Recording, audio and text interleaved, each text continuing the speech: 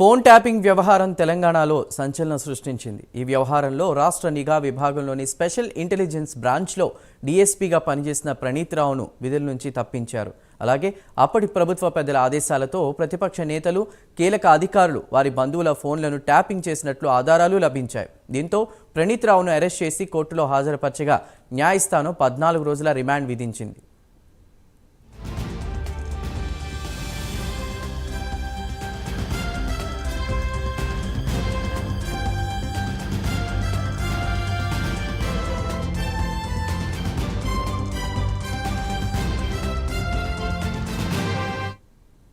ప్రణీత్ రావు phone tapping case దర్యాప్తులో సంచలన విషయాలు వెలుగులోకి వస్తున్నాయి.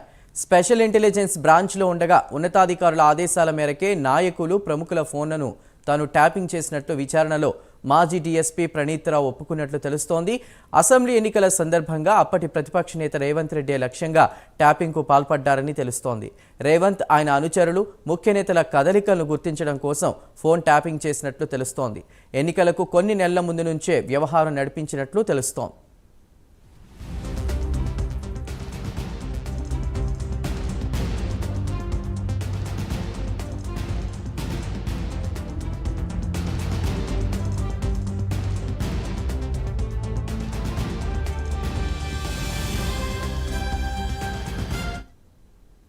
ఈ ఫోన్ ట్యాపింగ్ వ్యవహారంలో రాజకీయ నాయకులు, పోలీసులతో పాటు ప్రైవేటు వ్యక్తుల సహకారం కూడా తీసుకున్నట్లు విచారణలో తెలుస్తోంది. అప్పటి బీఆర్ఎస్ ఆదేశాల మేరకే నడుచుకున్నట్లు తెలుస్తోంది. ఫోన్ నంబర్ల ఆధారంగా ఎస్ఐబి ప్రధాన కార్యాలయం, ఇతర వార్ రూమ్ల నుంచి రోజుల వ్యవధిలోనే వందల ఫోన్ల ట్యాపింగ్కు పాల్పడినట్టు తెలుస్తోంది.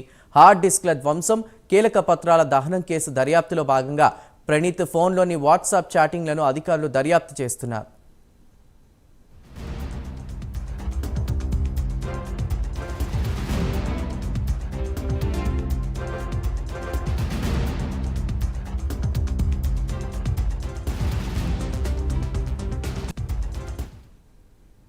ఇక అరెస్టు సమయంలో ప్రాథమికంగా విచారించగా ఒక ఎస్పీ, ఎస్ఐబి అప్పటి చీఫ్ ఆదేశాల మేరకే తాను, తన బృందం పనిచేసినట్లు ప్రణీత్ రావు తెలిపారు.